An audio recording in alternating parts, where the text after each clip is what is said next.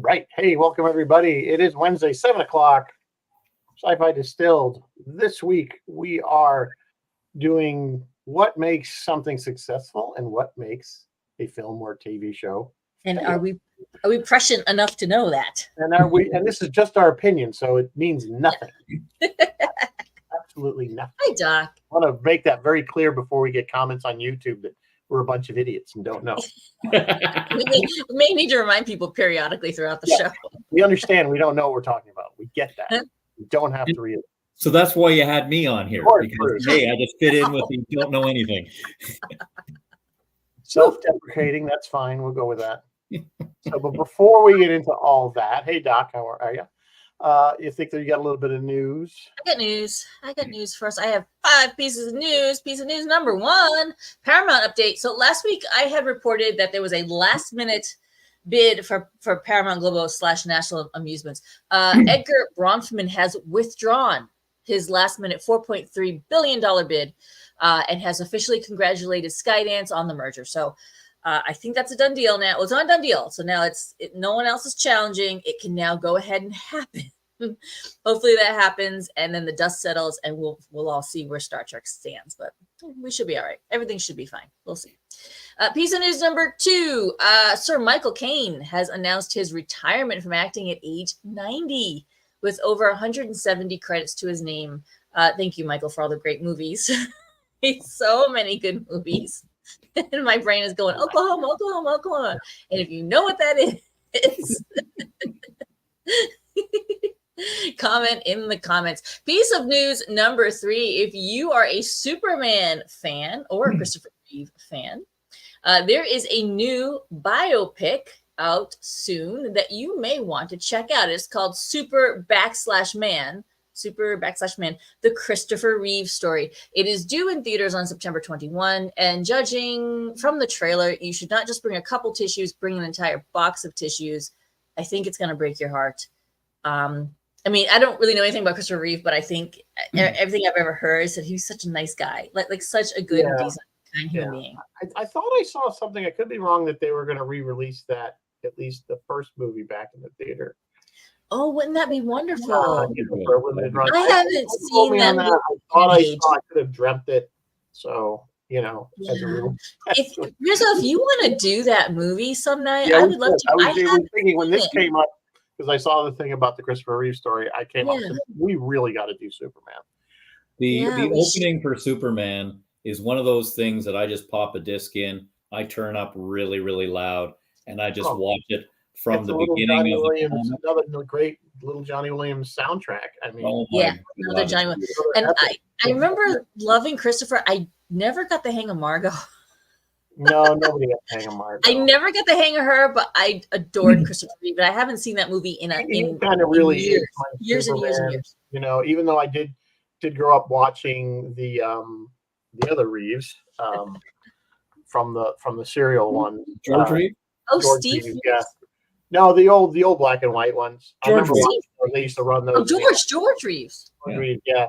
But I mean, Christopher is always going to be kind of the Superman that I actually really, really like. Yeah.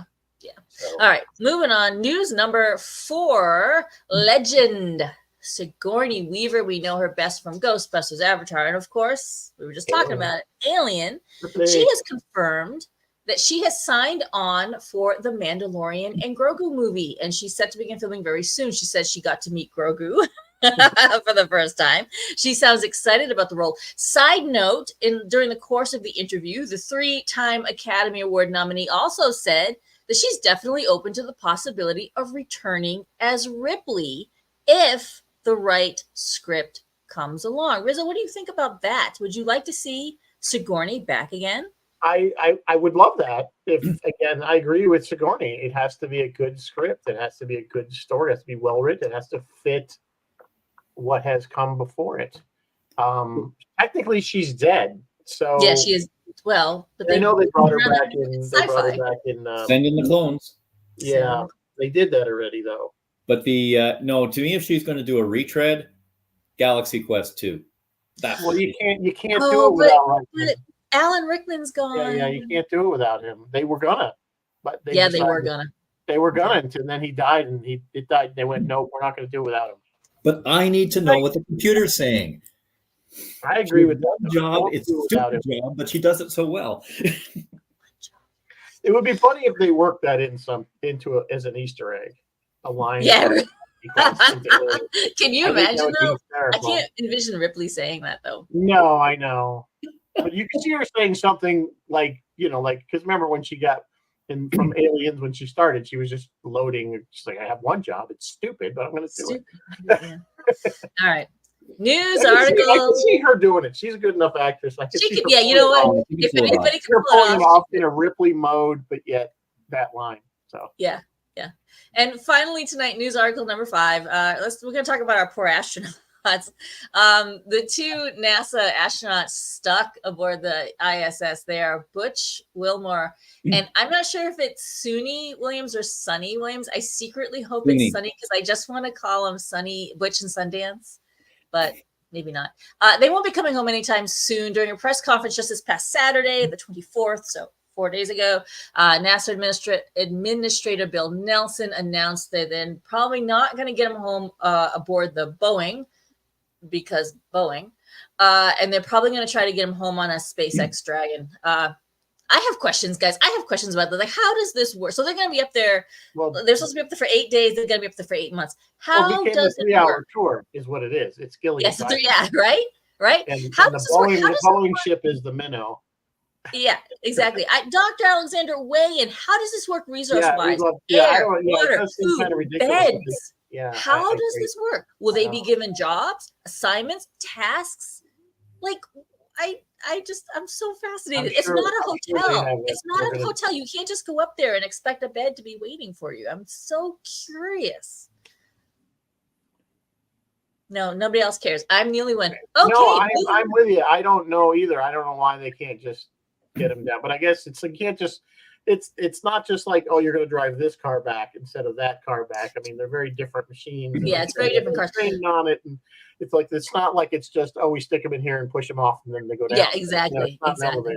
They're going to try to get that more involved than just sticking them on. They have to be retrained for Dragon. I mean, they're going to try to. Am I wrong? Exactly. Yeah, exactly. They're going to try to get that Boeing craft back down on its own without passengers, obviously, just so they can check it out. But yeah, I don't know, man. I know SpaceX has been doing okay, but even I've seen the Cybertruck, so SpaceX makes me a little nervous. Doc is saying it's sunny let's hope they're different divisions, and it's not Tesla's not running their space program. Right, yeah. It's Sunny as in sun for her call sign, but her name is Suni. Sorry, Suni. I just want to call you guys Butch and Sundance. I just seen some of the memes that are going on about, basically they had the scene from Gilligan's Island when the 2 Russian astronauts or cosmonauts. Oh my God, that's right. We're sitting there and they're like, oh, these are the it's their 3-hour tour. Like, Doc, can you tell us, how does it work? Are they manufacturing water? Like, do they make water? Do they make oxygen? How does it work? Well, they've had a supply ship go up. Yeah, they can send stuff up to them. Yeah, they have supplies. Yeah, that's true. I know, I get it. And they've sent supplies since their arrival. So that part has happened. So I guess that's not a worry. I'm just really curious. From what I saw in the news, they launched without clothes. They had their uniforms on, but they had no luggage. So because they didn't expect to be there. Yeah, they didn't, they brought a toothbrush. That's it. Yeah, it's up and down. Yeah. Anyway, the chat's gotten really quiet. I don't know. Maybe. Moving on. What are we drinking tonight? We are drinking. All right, the Sweet Success. I thought this was kind of fitting, at least if you're on the Marvel Deadpool side of things.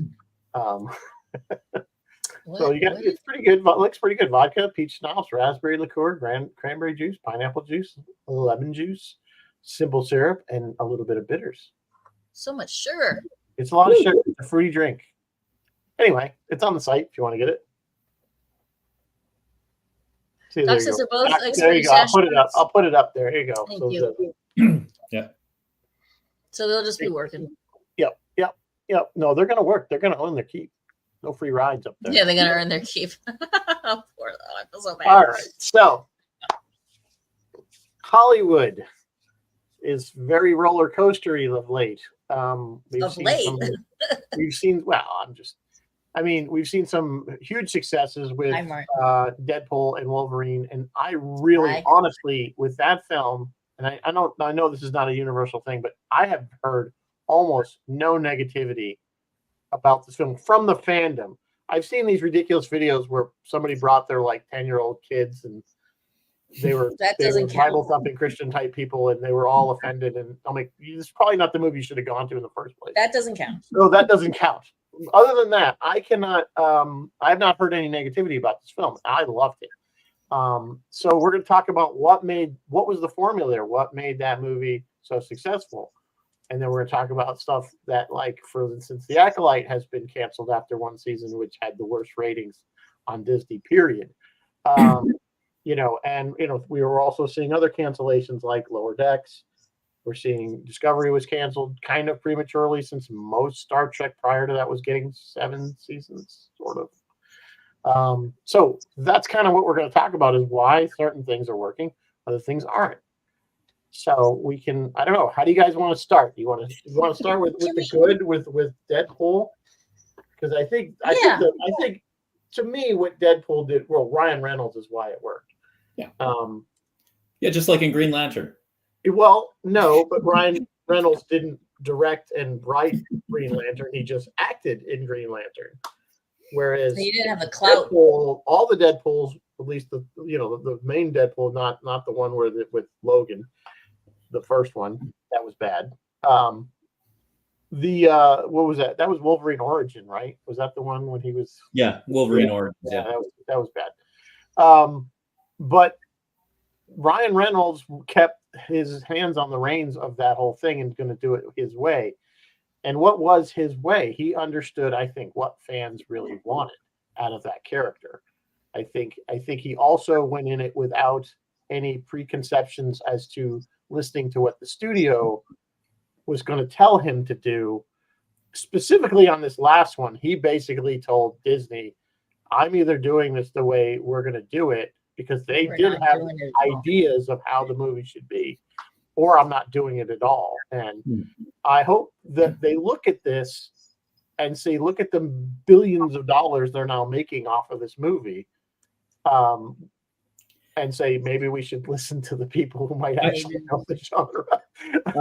I think it's a case of, you can't make art through a committee. I think you have to have someone with clout, someone who is, has a vision, and he's got a few people around him course correcting, but it's his vision or her vision. If you get the committee, you're going to get bland. The problem is, of course, when you have that, as per my little tag there, you get the vanity project, which also can go terribly wrong. So I think, if you want to have an impact, positive or negative, you got to have that single vision. If you want just sort of bland, middle of the road stuff, get a committee in there. Yeah. I think it works for Marvel. I think it works for everybody. Yeah, I agree with what you're saying. I think with Deadpool, though, specifically, is Ryan wasn't just, I have a vision. He is a fan.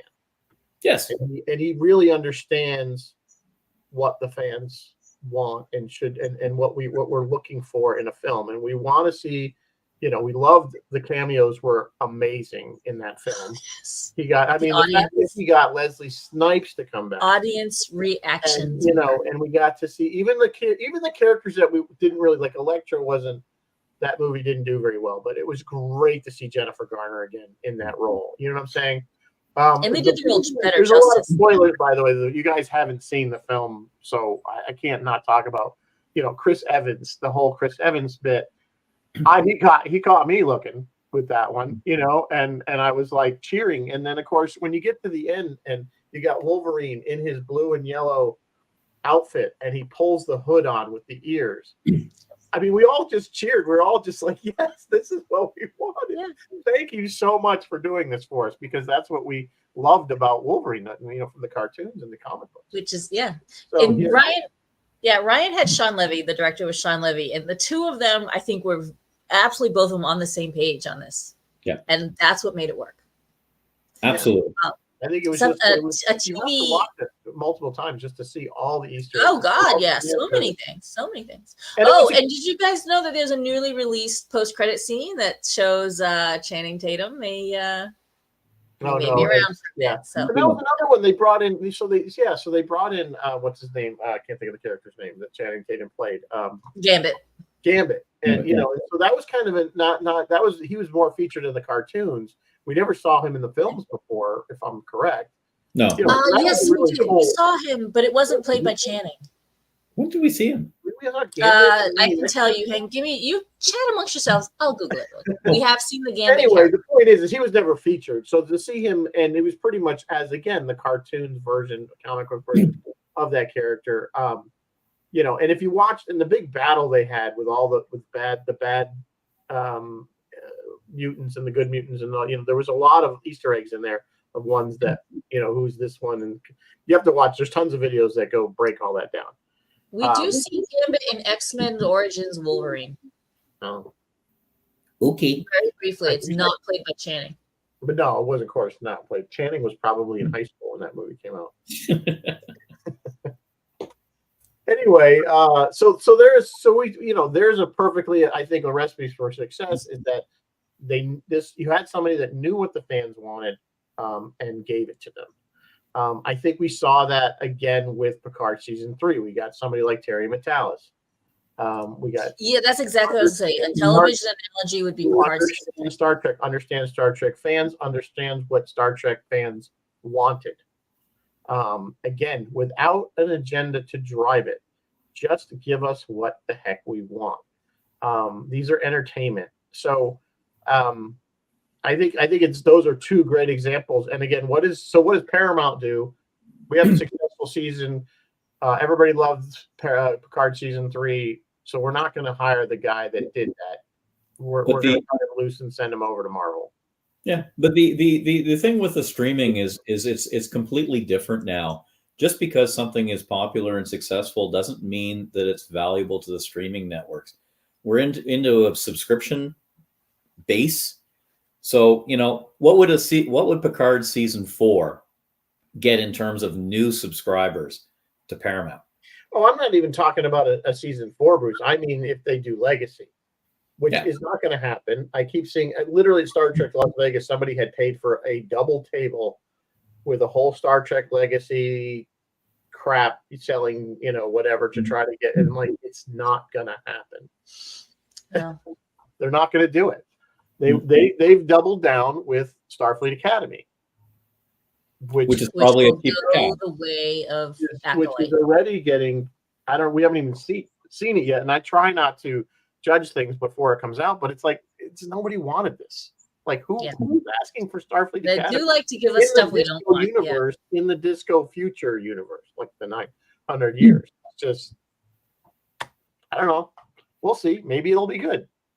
It's got what's his name is the bad guy. Paul right? Giamatti. Paul Giamatti is the bad guy. Holly Hunter. Holly Hunter is the. So we'll see. I try to give it a try. We'll see. Yeah, I said my piece about that. They have 2 juggernaut Oscar-winning actors, and it's going to be the Acolyte all over again. But is that? But again, okay. So let's talk about that, because is that really the formula, or is that what the studio thinks is the formula? Is we're going to throw out big names? How many movies that had big actor names and it tanked? Oh, absolutely, absolutely. I mean, Happens all the time. Happens all the time. So that's not the formula. But the first 10 minutes, big actors in there. But the first 10 minutes of The Acolyte annoyed the heck out of me. I got mad because it was sold to me. Carrie-Anne Moss. Carrie-Anne Moss. Carrie-Anne Moss. Trinity with Jedi powers. So and you were like, and here's another thing. Do you know that they were going to cast Keanu Reeves in the Saul character? Yeah, I heard the rumor. He turned it down. He claims he had a conflict. I think he read the script and said, "This is garbage. I'm not doing it." That's my theory. I could be wrong, but he claimed he had a conflict. That's why he couldn't do it. So could you imagine though if you had Trinity and Neo in the same movie, and then she was gone? But even Keanu would object to that. But I think that's part of the reason. I think that's what started the downfall of the Acolyte. I think right from the get-go, they promoted Carrie-Anne Moss as a main character. That she's in all the posters, she was in all the trailers, and then we get there and she's killed. I'm sorry, spoiler alert. She's killed in the first 10 minutes. Yep. I'm and like, she does come back in flashbacks. She does come back in flashbacks. Yeah, we do see her in flashbacks. At the end, though, like you go through the most of the bulk of the middle, you don't. they reference her, and until the last few episodes, then we see her coming back in flashbacks. But even that's lame. That's lame. But it's just it's just pushing out more of the same without some sort of vision. What did the Acolyte want to say? Where did it take things? It didn't have anything like that.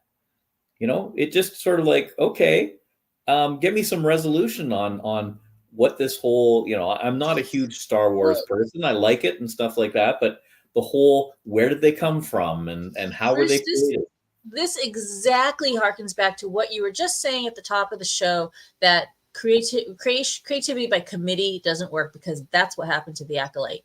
Yep. We were talking about the Acolyte, Rizzo and I, before the show started, and I was saying that the original pitch was for strictly Sith, no Jedi at all, just Sith. And then the committee, and by committee I mean studio, then the committee came along, and this got changed, and that got changed, and this got changed, and that got changed. And next thing you know, we had what we got.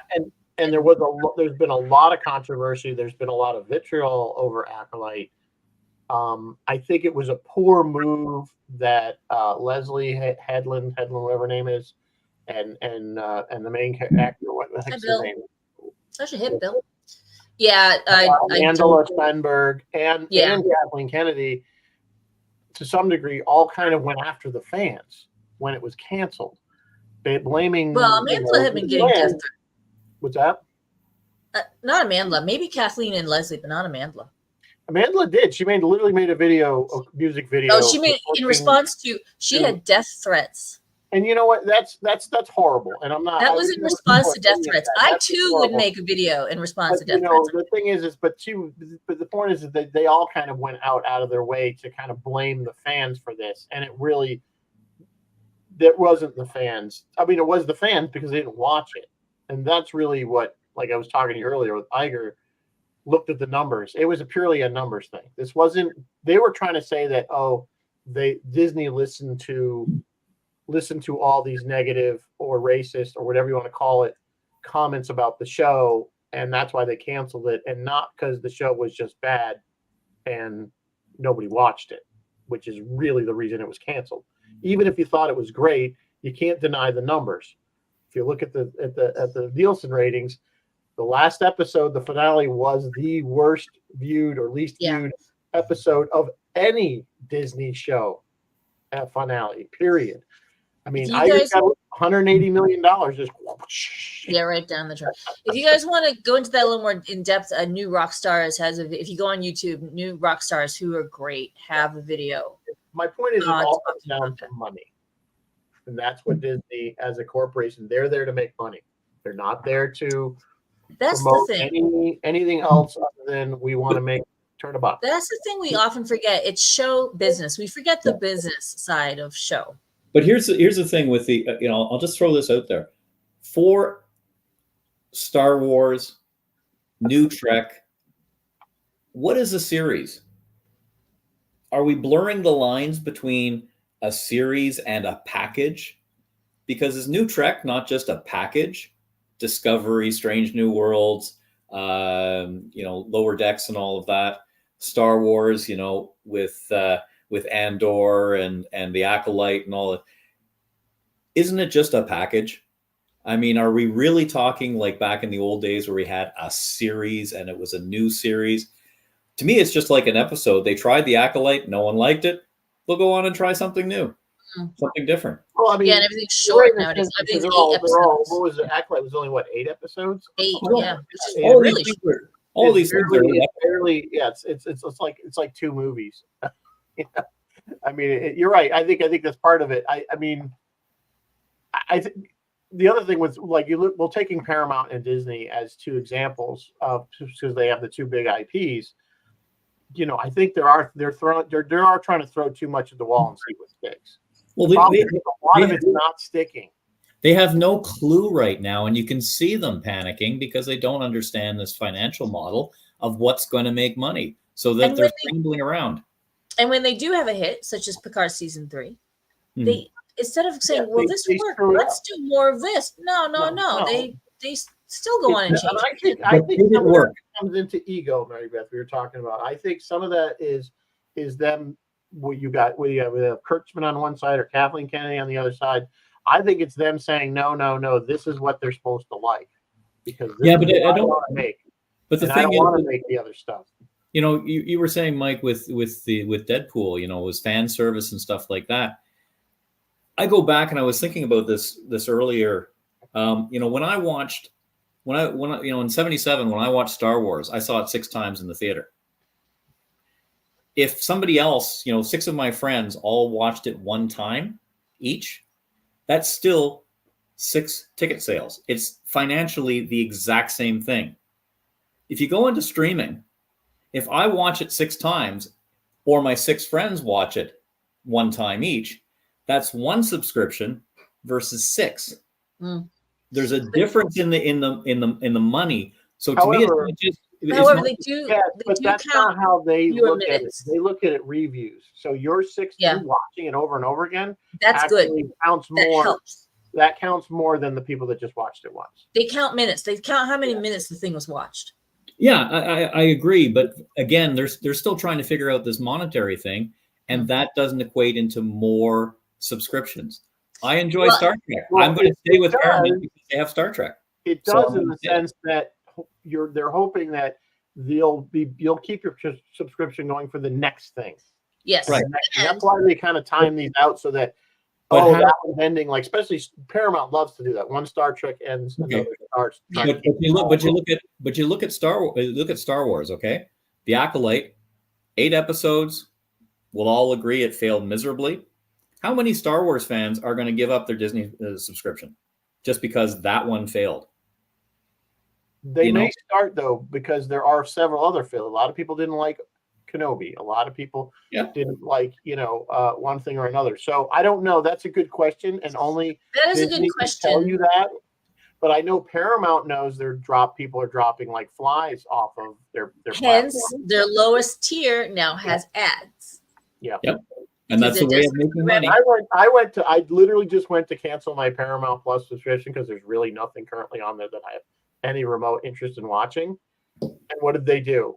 Oh, we'll give you 2 months for 99 cents each if you stick with it. Yeah. Well, Sure, you know- for a buck, it's worth the buck. Just like the Flume Company. Yeah. Do you know why I have Paramount Plus? Because we get it for free here in Canada on CTV Sci-Fi Channel. I have Paramount for one reason. That was the director's cut of the motion picture. And I'm just too bloody lazy to cancel my subscription after that. Does that affect it? You have insomnia, so you put that on. Pardon? So the night you can Love- I hope Darren is watching this at some point. Oh, I because would I'm say Darren loving will it. never watch this And show. I would say, first of all, Darren never watches, and you'd have to. He's you'd have to missing pay him. something. Darren But I has would no say use it's for his us. face. I think I was a Steve Pelak, our prop guy, and when Darren had done Hi, the Dennis. remaster just recently, the 4K, and Steve went up to him. So is it watchable now? Oh, What did Darren very say? watchable. He just gave him a kind of a nasty look Yeah. because we know that's Darren's favorite. That is a very Star Trek. sore spot with Darren. Don't That mess is a with very, it. That's he doesn't that's his like thing. Wrath. That's He doesn't his think Wrath- baby. Most people agree that Wrathcon's a better That's film. his baby. I know it's his See, baby. I have him. He signed my the poster that I Yeah, have. I will say, I don't want to get too off track, but I will say, if you do watch the remastered version that he's done, it is better because you can actually see stuff now. It's not just Oh, that's blue helpful. blobs. You know what? See The stuff. success for the secret, this formula for success. Make your movie light enough, or if you're the Game of Thrones showrunner, make the episode light enough for people to see stuff. What's going on? That's an integral and have your recipe, actors ingredient. enunciate so you can actually understand them without having to have I subtitles. watched, yes, Rizzo, I watch TV with the damn subtitles turned on A lot of all people the do. time now. A lot of people do that, but that's actually that's like a Oh, thing. but it's we can helpful. pull- There was a Because it'll say great character names and There other was a stuff. great too. article that I think Michael Kuda posted about that how sound engineers are like literally ready to kill themselves with the current group of actors because they all kind of mumble and have this broody kind of way of, rather than the old back in the 70s and 80s where they would enunciate and you get nice clear audio. We were talking earlier about Alien Romulus. That was my first critique. We were watching it in IMAX with beautiful sound, and the first words out of the character's mouth, I went, "What?" And I thought, oh no, not 2 hours of not being able to I understand the used character. to think it was me until I read that article and I went, "Oh my God, it's not me." It's not me. No, it's Hollywood not you. actually recognized, and I sound don't engineers in understand Hollywood. actors anymore. Yeah, Yeah. I used to think, am I just getting old? I can't, No. every Yeah. time I get my hearing checked, Yeah, I thought. Well, I thought. Yeah, I was like, well, I'm in my 50s now. I guess I will. I'm just fated to not no, it's understand not it. you.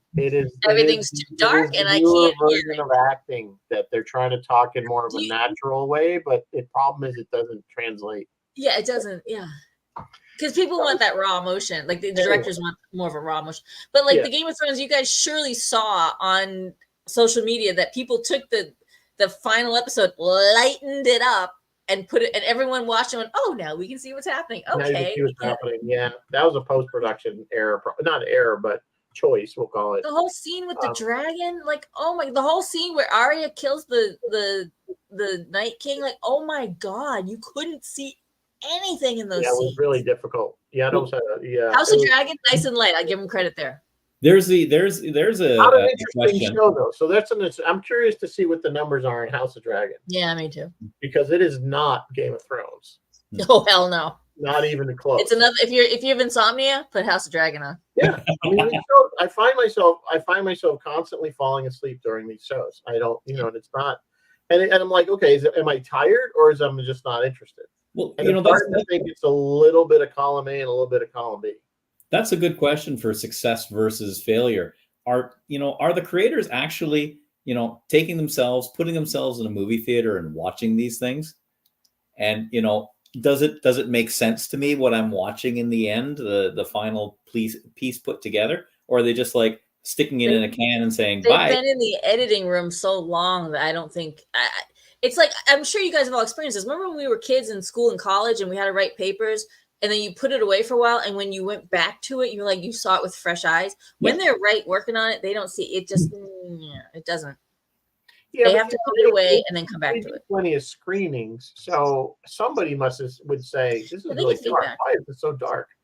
I mean, movies have changed their endings because it got bad feedback from the test audience. Oh yeah, they do a lot of tests. Yep, they've changed the endings. They've changed. Yeah. What are some of the other ingredients? I like humor and irreverence. I don't need mushy romance, but that's just me. Depends on the movie. If it's a mushy romance movie, then I'm not going to go to the proposal of Notebook. You gotta have that. Yeah, I mean, I think sometimes they do shoehorn in relationships where they're not necessary. I think The Acolyte was a perfect example of that. Or humor where it's not appropriate. I mean, it's that whole shoehorning things in, and the one-liners that was so big in the 80s. The action hero one-liners. It sort of worked, I think. It worked for that genre at the time. Yeah.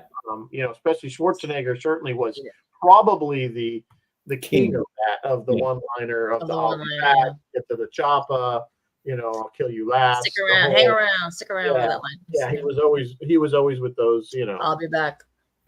Right. I'm just wondering, if we're getting back into the era of the stars. I mean, we have sort of gone away from, I will watch X actor in pretty much anything. Ryan Reynolds, certainly we've got that, I think an audience would follow him to anything. But I'm wondering if Tom Cruise's his days, people don't follow him anymore. Yeah, it's relying more on the movie now. But I'm just wondering if we're due to come back to that a little bit. That's a good question, because it depends on the actor. Because like Tom, to me, every movie I see him, I'm like, oh, there's Tom doing this. Tom. It's never the character. He's never fully immersed as that character. Momoa. I'm just like, oh, there's Tom doing this. There's Tom doing this. You know what I'm saying? Tom Cruise kind of plays everything sort of the same. I was just talking about in the news segment. I was just talking about Michael Caine. He's a guy who he better immerse himself. Like, remember, he could also be extremely funny. Kings of New England. Extremely funny or extremely serious. Yeah. You know what I'm saying? Tom Hanks, of course, he started out in comedy. Oh, Tom. I mean, he doesn't remember what was the Bosom Buddies? Bosom Buddies, and then he did a movie called Bachelor Party. If you've never seen Bachelor Party, go look it up. It's hysterical. Hey, all the actors have to start somewhere. And it wasn't until Philadelphia where we saw him in a very serious role. Maybe even before that. Wait a minute, this guy can actually he can act and be funny. And I think sometimes the pretty face isn't just a pretty face. I think I think a lot of actors have proven themselves that they have more talent than they may have initially been able to. But again, you're right. You take the job you get. So yes, but you take the job you can get, but the real professional can elevate themselves beyond the job. Right. Beyond the job, Yeah. Yeah. Like Brad Pitt was a great example for me personally because I always thought, oh, he was a pretty face. He could act, but he's just kind of really there because he's a pretty boy. And then I saw 12 Monkeys, and his performance in 12 Monkeys changed my mind completely. That the man has range and he can act. And then of course we saw like Fight Club. He was amazing, and what I'm saying. He's just a good actor. Yeah, he's a good-looking guy, but he's also a great actor. So I go back to and Mary Beth when you first invited me, or whoever invited me. What's success? What is success? Yeah, what is success? Money. I think it's going to be different. Does it make money? And Andrea had the best definition because she read in a wine book one time. How do you judge a good wine? It's one you like. Yeah. And that to me is success for a movie. Is it something I go and I enjoy? And hopefully for on tonight, a personal level, certainly, but on a grand scale, it always comes down to what was your outlay? What was your return? Well, tonight we're talking about the big blockbusters. Like, what are the most universally loved? Deadpool and Wolverine being a fantastic example of it. Current example, certainly there are others. Example of it. And there have been others examples throughout the years of something that's just universally loved. Like, you rarely hear people speak ill of it. Most Star Wars, universally loved worldwide. That's success. And it's like, if we knew that, we could go to Hollywood and wouldn't have to work. There's different levels of success. Like Star Wars was like, boom, like beyond that went supernova. You know what I'm saying? And I don't think we've seen, like I said, as much as people might argue. We haven't seen it since. There's been nothing like that since. Not in our lifetime, certainly. I mean, there may be another one at some point, but it's just, there's not been anything close to it. But so that's kind of like, you can't really almost use it as an example because that's like, okay, way over here, it's successful. Because then there's things that are like niche success, like Harry Potter, very, very, very successful. But like Jaws was, again, very popular universally. You know what I'm saying? Not as big as Star Wars, very successful. Huge. What's that? Which one? I would say niche stuff. Harry Potter, yes. MCU, sure. Sure, they'll pull their money, and those movies are going to pull their money because of the fan base that already existed. So Harry Potter had a huge fan base from the books. I remember when the books would come out. They're no longer existing. The bookstore. Barnes and Nobles or Borders. Walden Books. Borders would do a pizza party at midnight for kids because that was the release, so they could release and then people had pre-ordered the books. This is like the third, the fourth, fifth book. So I mean, it was huge before the first movie even came out. Of course, that's why because the books are so popular. You run a risk with that if you're trying to tap into that fan base. You've either got to tap into it and basically avoid pissing them off. And too many times, which brings us right back to the beginning of this conversation. Give the fans what they want. And I will say, I read all the Harry Potter books, and I went and saw the first movie. And I was like, they nailed this movie. It was the book. Yeah. It was, yeah. So as a fan of the book, you're like, I feel like I'm watching the book. Like, I felt like, okay, this is going to happen, this is going to happen, this is going to happen. They didn't change the story. If they did, it was so minor you didn't notice. And people loved it. And people loved it. And give the fans what they want. Exactly. Stop trying to. We don't want a remake. We don't want a reinterpretation. We don't want a reboot. Yeah. We want our original thing just as we love it. Exactly. Bill Stotak saying James Bond in the 60s was super successful. Yeah, it was. No question about it that James Bond still lives on. I mean, they've changed it a bit. They've made it more PC over the years, very incrementally. But the overall story is, but again, cater to who's your audience for James Bond. Yeah, Doc. I don't like any of that stuff. Doc is saying, it depends on timing, taste, and likes. Yeah, I'm a completely different generation. than the people who like what he just listed there. Yep. I Yeah. am a completely different generation. I did not grow Right. up with that stuff. Yeah, Batman for sure. Gunsmoke. I mean, I like Batman. I've was seen never it. big on westerns as a kid. So here, I'd like to go back to James Bond there, because for a while James Bond, really started to tank. I mean, it just did not, the later After Moore, Roger Moore, yeah. started Then to Roger Daniel Moore. Craig was able to bring it back. So why Mhm. did Daniel Craig bring it Well, back? I wouldn't say Daniel. I think Pierce Brosnan did successful with it. I think it was the two movies. It was the that Timothy were, Dalton one that nobody Timothy liked. Dalton movies that were the worst. Which is Yeah. funny. Now, I I like know them. people that love the Timothy Dalton movies. That long skiing. I scene. love Timothy Dalton. I thought he was. Oh, maybe you're the guy that I'm talking about. I'm the guy. I will give that. Oh, it's a Timothy Dalton one. Skip. The second Chris. one with the Oh, drug Chris. lord was just so ridiculous. Yeah, I like the first one. I really did. I thought Timothy Dalton was a nice breath of fresh air after Moore. Well, they were going to put in Pierce, Brosnan. but he was doing Yeah. Remington Steele, so they James Remington. so they gave it to him. And I liked Pierce Brosnan as Bond. I thought he was a Ooh, good. Bill.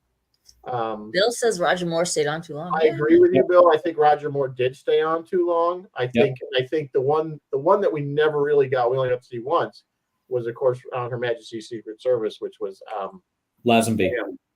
George Lazenby. So, which he just shot himself in the foot. He would have had a great career as Bond had he not shot himself in the foot. Metaphorically. So, So getting back to the secret of our success here.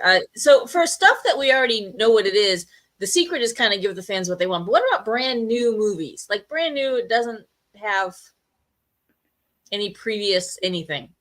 What are you looking for in a movie? I guess it depends on what movie you're going good to see. story. I want Good an story. compelling Good story writing. that has not been told already 100 times. Yeah, originality, which is so Originality rare. is what I think a lot of studios Everything's are been done. lacking. Look at how many TV shows we're getting reheated. We're bringing back movies, or we're sequeling movies now that are very old.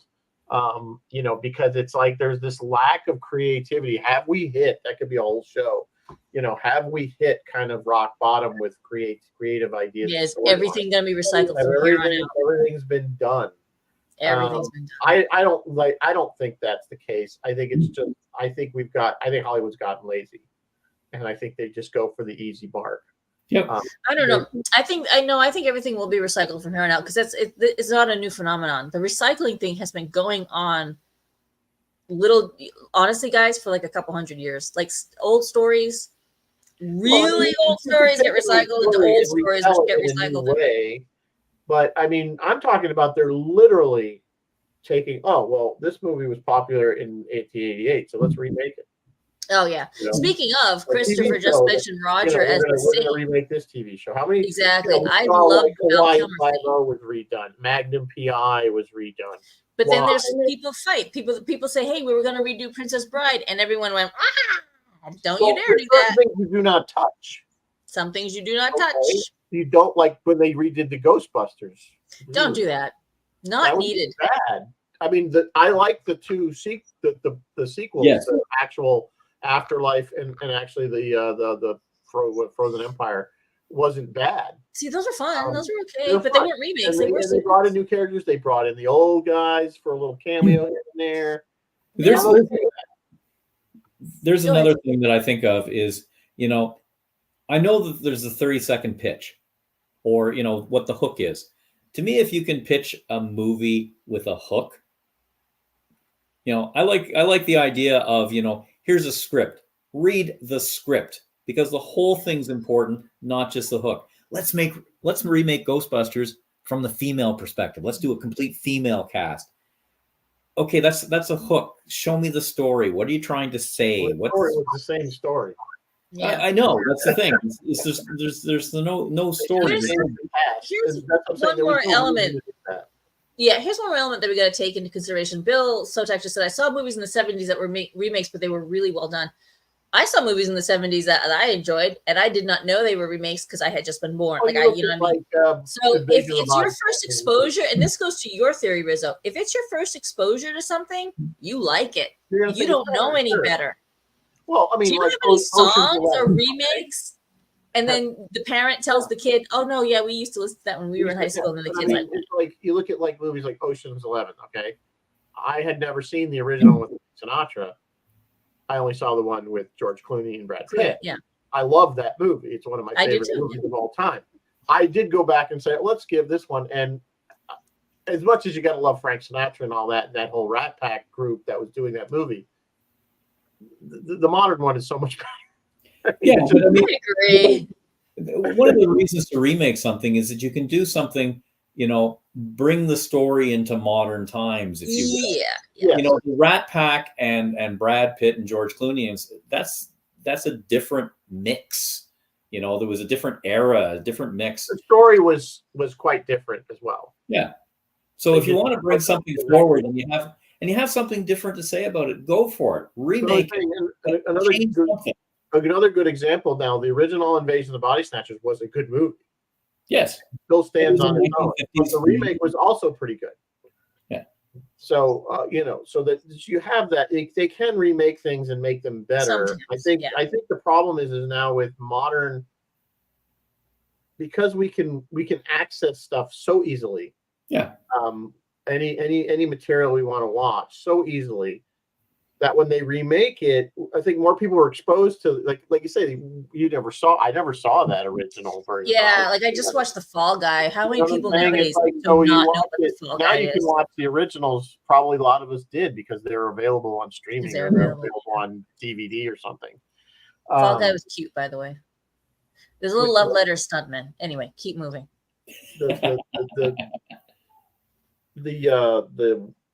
What's his name? The original one you're talking about? No, the remake they just did with Ryan Gosling and Emily Blunt. Yeah, didn't see it. It's cute. It's just a cute little love letter to stuntmen. Yeah, And yes, Lee Majors has a real quick cameo at the post-credit scene at the very, very end. But anyway, keep moving. So anyway, yeah. So remakes, I think, can be successful if they're done right, and I think there's a certain, and I guess I say this because, in the 80s, 30 prior years ago was like the 50, or it was 50. So now Well, in the 80s, we didn't have 30 years, and we're back. we didn't have with the access. 80s, so. When I was a kid, when I was a teenager in the 80s, there was no way I could just dial up a movie from the 50s and watch it. No, and actually, honestly, neither would I have wanted to at that age. That's the key thing. Well, a lot of times I did for the old sci-fi stuff. I did. Like Godzilla would be on TV, and I'd be like, Killer Theater and all that stuff used to run all those old 50s feature, double feature, and stuff like that. 60s, and I used to watch those. But like, would you take? Well, I guess they probably have done it in a different way. But like any of the Hitchcock films, whether it's The Birds or Oh yeah. or, Now see, or I Rear View love Mirror, Rear Window. or any of those films have Psycho. Has Rear Window been remade? Let me look. You know what I'm saying? I don't. You know what I'm saying? Would you say those movies should be remade? Would you remake 2001? No. No, you don't need to. That's It's like a saying- statement. that's See, like that saying I'm movie gonna makes a rethink Mona statement. Lisa. Exactly. You know what I'm It's saying? That's what I'm talking about. It's like saying I'm going to take this Because Mona because Lisa or what do some other you famous piece of art, and just I'm going to do a new painting of it, and you're going What to do say you- what do you- what do you take it? No, it's not ever going to be. But that's the thing, is what are you taking? Because a movie is an amalgamation of a script and actors and a director and all of that sort of stuff. So if you're remaking something, you're really just taking the script? Maybe not even that. Not You're just taking some ideas or something like that. But there's certain movies that they're art and they shouldn't be done. Would you ever redo Forbidden Planet? I don't know, but Rizzo, you said you wouldn't mind a UFO, the TV show UFO. You wouldn't mind that. I mean, I And- would, and but it Bruce has gives to it be 2 thumbs done. It really would have to be done correctly. Yeah. I think I don't know. With the UFO, I love that show. I think the show was Not Forbidden Planet. Oh, The Day the Earth Stood Still. They did remake The Day the Earth Stood Still with Keanu They remade Reeves it. It with was not mixed good. success. It wasn't good, and it wasn't good. They've remade War of the Worlds. They with Tom Cruise again, mixed success. So Yeah. War of the Worlds is a personal favorite because I love H.G. Wells. I've read most of his books. Of course, that's one of those ones that gets redone. Like it's done a lot. War of the But Worlds. they don't get it. getting They redone. don't get the book. That's the problem. Is when they're doing it, they don't get it's it. like they keep doing It's like they keep doing. We're just watching a new series on 20,000 Leagues. It's called Nautilus. It's a modern show. It's a different take on the Nemo legend. Yeah. How many times have we seen remakes of Doc says that, reduce whether the this. original script book or just some kind of sort of parallel storyline to it? So, would you redo Forbidden Planet? Doc saying he would redo It's it. a little dated. I might. It'd be If you interesting can keep to the see a same- modern version of it. It's got to be the right. It has to be a director that understands the original and why the original was so good and why it was Capturing so a important. feeling. Right. That's Yeah, the Doc hardest Nautilus is thing. the show I was talking about. So yeah, and that's why I say you can't take 2001 and remake it because it was Kubrick. It was all Kubrick. Well, that's the unique vision and stuff like that. It's an art piece in itself. It's like I'm saying, you can't just it's like going to tell, I'm going to remake this famous painting. Although they're trying to remake Metropolis, and that's that kind of stood for nearly 100 years. And I think the only thing I think they get away with Metropolis because I think a lot of people Or it's a silent 100 film. It's been colorized and things over the years, but could you take that story and modernize it? I think you could. I think there's something there to be said. I think there's plenty material there that they could probably modernize it. Wizard of Oz. Wizard of Oz has been redone. Oh God, that's right. Yes, it has. In several iterations. Yeah. And some of them are good and some of them are not so good. Actually, the more you say Metropolis and remake, I think that could really make an interesting statement about today. Kubrick's trying it, yeah. Yeah, doing what does it say about today that you've got a leader who comes in who's not human and misinformation and everything else and causes the workers to rise up. I think that's very relevant. That would be really interesting. If it was done right. Like 1984 and all those Brave New World, their messages are still completely relevant today. Unbelievable. That's what I'm saying. I would say if they want to take, the Chris is saying can't remake Metropolis. I'm going to disagree on that one. I mean, it's a classic in its own right, but I think most people aren't going to appreciate it in its current format because of it's a silent film and it's most folks are going to find its format hard to watch it. Yeah, and that's maybe that's the secret. Maybe that's the secret is that today's audience can't appreciate that because they're just so removed from, because of the style that was made in or the social relevance. Yeah, there's a comprehension, like it's not getting in. But if we can reformat it in a way that the message will get in, I think they'd appreciate it. Yeah. Again, it just with any of these classic films and or books that what you have to do is, again, you have to kind of be honest and true to the original of what made it the original one popular. How many versions of the Time Machine have there been? Yeah. Of that book, tons, and some of them were very good adaptations. Some of them were not. We had a whole show of the more recent. What was it? 2000. When was the most recent version of it? And the original one from the 1960 was it? Yeah. And the contrasting those we two. We did it on the show, didn't we? We did contrasting the two, and I actually liked both of them. I thought some people didn't like the newer one, but I thought they did a nice job with the newer one, modernizing it. They didn't change the story drastically, a little bit, but I think they added enough twist to their interpretation of it that made it interesting. Mm-hmm. So it can be done as long as the studio doesn't muck it up. Yeah, and I think that's what the problem is. I think with the success, you got to have a message, and you've got to have that message done in some ways that it resonates. Even something like, Deadpool and Wolverine, which is irreverent and stuff like that, it's got to have that message. It's got to resonate, and committees kill that, I think. Agree.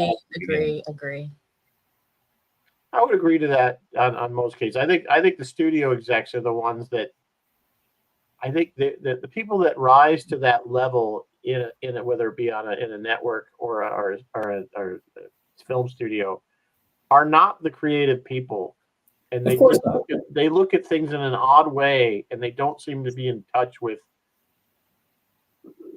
the community as a whole, as far as fandom as a whole, is who or what they want, and they kind of say, no, this is the way it should be, and they're kind of weird, warped way of looking, because we keep seeing things like, we look at things, a show like Firefly, which we're all like, this show is brilliant from the get-go, and you canceled it before it even finished.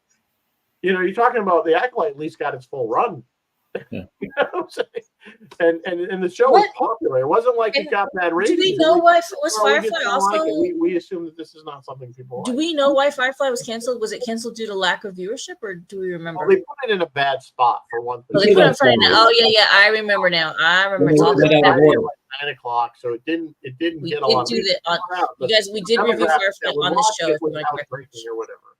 So, but the show clearly immediately had a huge fandom right after it, and it was. See, I wasn't a fan right off the bat, because I'm like, okay, this is a show in space, and you're robbing a train.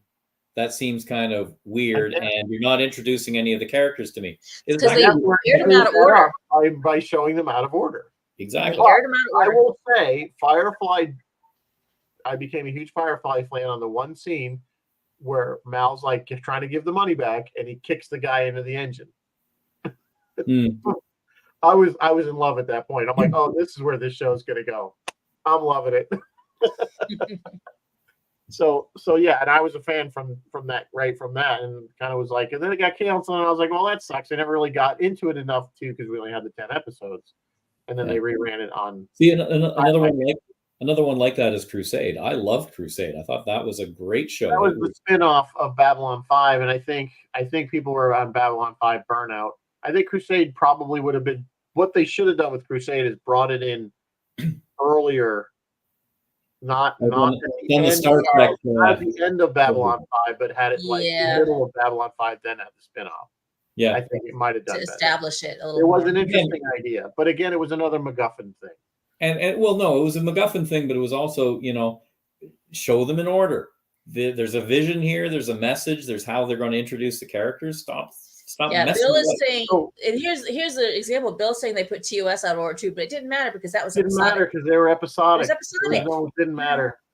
When you have an arc, when you have a story arc, and you put stuff out of order, things go awry. Because the original pilot of Firefly introduced you to all those characters, right? Yeah.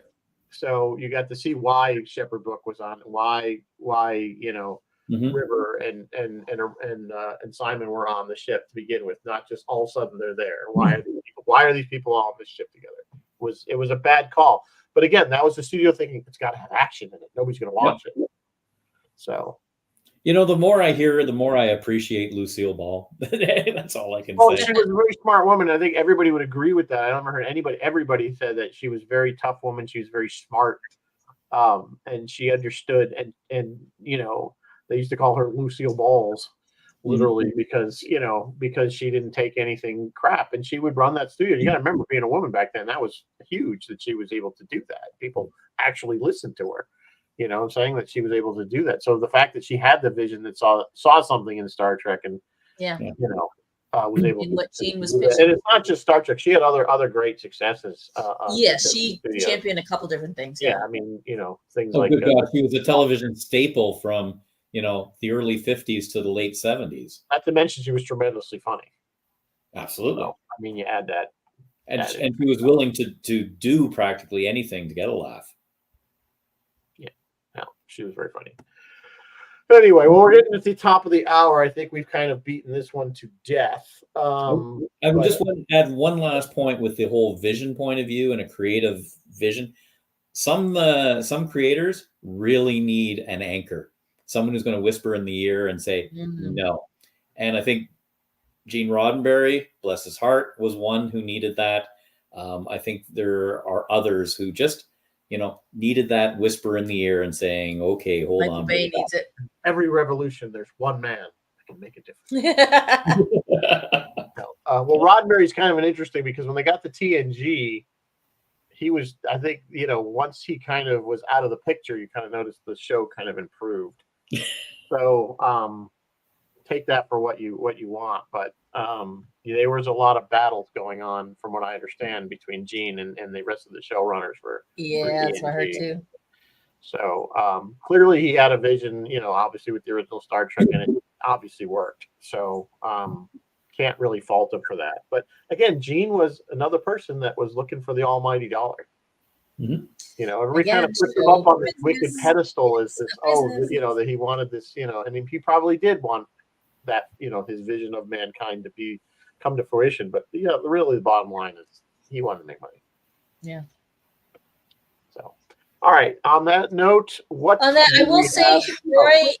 Roy is doing one of my all-time favorites, The Last Starfighter. Phil's off. He will be on the Politics Show with Bill McNulty at noon tomorrow. He's got the Friday Night Freeform, and he says for us to wish his wife Annette's Aunt Peggy a happy birthday. She is turning 99 on Saturday. Happy birthday to Aunt Peggy from Complete Strangers. Good for her. So we did do The Last Starfighter with Phil. We did that. Yeah, with Phil a long time, like early on. Maybe our first. That was probably the first time we had Phil on. I want to say our year one. Was it the that first time we had year Phil one? on? You can go back in the Wayback Machine and watch that one. Go in the Wayback Machine to watch that one. Yep. So next week we are going to do Alien versus Predator just to wrap up that kind of whole Predator series. Alex will be back for that.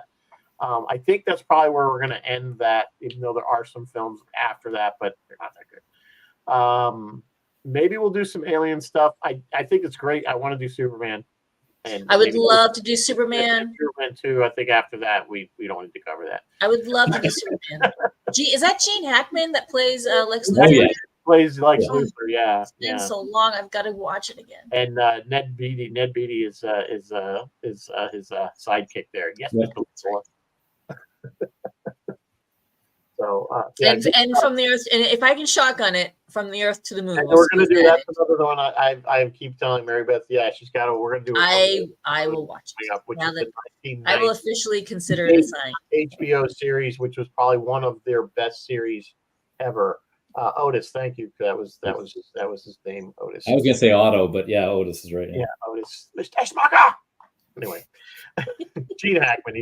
Gene Hackman's one of those guys that he's great in everything he does.